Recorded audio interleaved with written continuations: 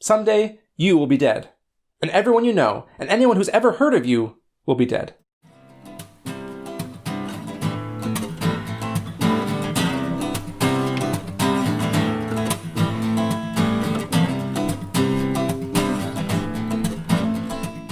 So here's an important idea that I've been thinking a lot about lately. Resilience, which I'm going to define as recognizing all of the hard, terrible truths about reality and learning to be okay with them. Especially right now, I think this is a really important question.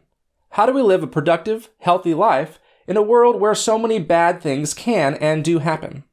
I recognize, and now you do too, that this channel is just kind of turning into some random dude redefining well-known English words. But I like to think about it as an opportunity to re-examine some of the complex concepts. Say that 10 times fast. Complex ideas behind many of these words. And the word of today is resilience. The other day, I was watching a TV show about a cop who had to go to counseling for discharging her weapon. First of all, there's a genre that's on the way out, isn't it? I'll never look the same way at a show that portrays a cop who doesn't play by the rules as some kind of hero. Anywho, the cop asks the counselor, "Why should I talk about it? What good will it do?" To which the therapist replies, "Something terrible just happened. You need to talk about it." Nice one, writers. Now, to be fair, this show is like 10 years old, and we've come a long way in 10 years. And also, this show isn't really about this character, but come on. Why should I? Because you need to. Oh, okay. But it got me thinking. And this is something that I think it's hard for us to talk about, in real life and in TV shows. And I want to preface this by saying that I am not a mental health professional, and I do not intend in any way for this to be a substitute for genuine medical or mental health advice. I just thought it might be useful for some of you to understand better the way that I see things. And I also need to acknowledge that I'm a little bit uncomfortable talking about these things when I look like I do, and I'm from where I'm from. Many people experience extreme trauma in their lives in ways that I will never fully know. And I in no way tend to minimize anything that anyone has to go through. Again, I just wanted to share some thoughts that have been helpful for me. So back to the TV show.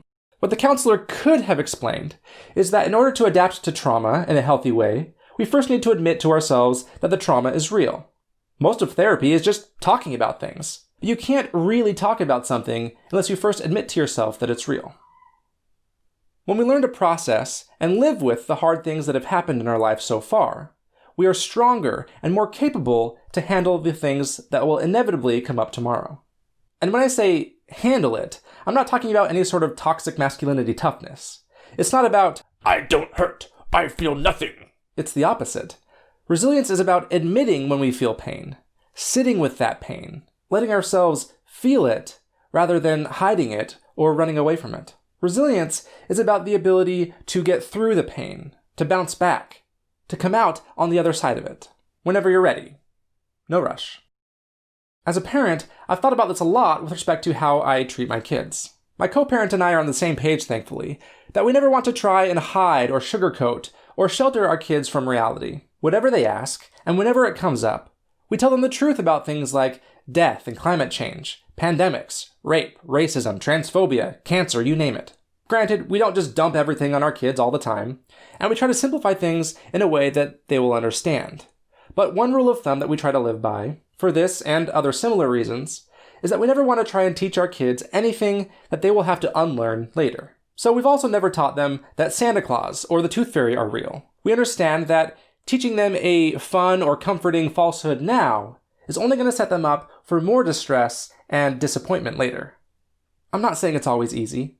Sometimes the true answers to our questions will make us sad. Each of our kids have had to go through a short period of several nights of trouble sleeping as they've grappled with the finality of death, for example. But sheltering our kids from hard things doesn't actually make things any easier for them. In fact, in my opinion, sheltering either our children or ourselves from hard truths is the opposite of building resilience. It makes us fragile, vulnerable. It makes the hard things of tomorrow hurt even worse.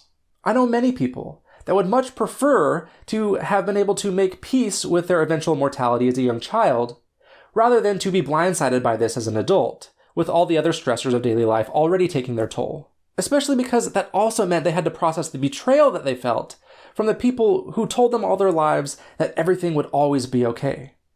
Now, maybe you're privileged enough to live in the same place with the same people your entire life, where nothing unexpected or sad ever happens. Nothing bad ever happens to me. But most likely, a day will come when an unexpected virus forces you to stay in your house for months at a time, or rampaging fires force you to move to another state or country, or, well, you get the idea. And the truth is, it often can be very easy to ignore hard things. We go to sleep at the end of the worst day of our lives, but then we wake up, and it's a new day. Maybe we can just keep on living and pretend like nothing ever happened. And what about the people everywhere who are suffering unimaginable pain every single day? It can be very uncomfortable for us to think about. And I think many of us cope by simply ignoring the existence of suffering or injustice, or by grasping onto the belief that someday, somehow, everything will just be okay. And so then maybe everything really is okay now? Of course, admitting that things are difficult and that suffering is real doesn't mean that we have to go around all day as a Debbie Downer. Not that there's anything wrong with that, of course. You do you, Debbie. But there's an idea that comes up in my line of work all the time in many ways, which is that the better we understand reality as it is, the greater ability that we have to make choices that lead to the outcomes we want. It doesn't matter how strongly you believe it, or how hard you squeeze those rocks, gold and candy will never come out of them. I also believe that letting go of the things we can't control frees up more of our mental and emotional resources to be able to control the things that we actually have power to do. How often are we so caught up in hiding our own uncomfortable truths that we don't have anything left for anything else? Not only can we better focus on meeting our own needs, but we will also have more resources to be a better friend or parent. We'll have more power to fix all the problems in society that are leading to all of this unnecessary suffering. So again, it really helps to talk openly and honestly about hard things that we experience. If you've been through some shit, and honestly, who hasn't? Maybe you could benefit from speaking with a professional counselor or a therapist if you have access to one. Someone who can help you process and learn to live with the hurt in your life. Maybe a trusted friend or a roommate or a partner can do the trick. Otherwise, when the next hurdle comes our way, it will be even harder to handle. The more unprocessed trauma that we have, the more fragile we become, and the more likely it is that the next thing will have the power to completely break us. And nobody wants that.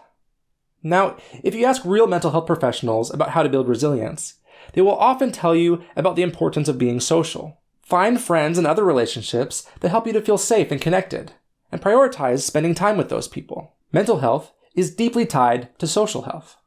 This seems like a good time to point out that when our kids are going through hard things, we don't just abandon them and let them tough it out. We don't save them from hard things, but we love them and support them as they're going through it. We hug a lot. We sing sad songs. We go through it together. Mental health is also deeply tied to physical health, so we should take care of our bodies. Eat well, exercise, sleep, the usual. Other helpful activities include keep a gratitude journal. Keep track of all of the things that are good in your life. Take time to get to know yourself. Find out what you love about yourself. Make goals for the things you can control and take steps towards achieving those goals. Find out what you love and do more of it. There's a short article on APA.org that is packed full of a lot of great advice like this. Maybe give it a quick read if you're interested in this sort of thing. So, contrary to what many people are peddling these days, you can acknowledge the truth that life is hard and maintain a positive attitude without engaging in toxic positivity. This is fine. Everything is fine. I'm happy. Are you happy? Let's be happy. You better be happy. I'm happy. We're happy. You can sit in the uncomfortable emotions and embrace them while still looking on the bright side.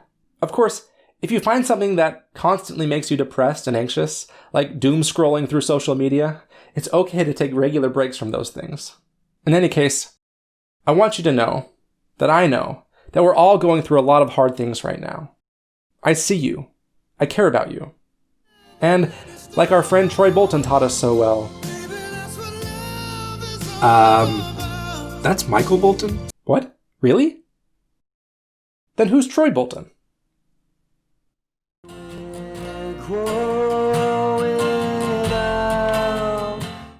Oh, and don't forget to vote.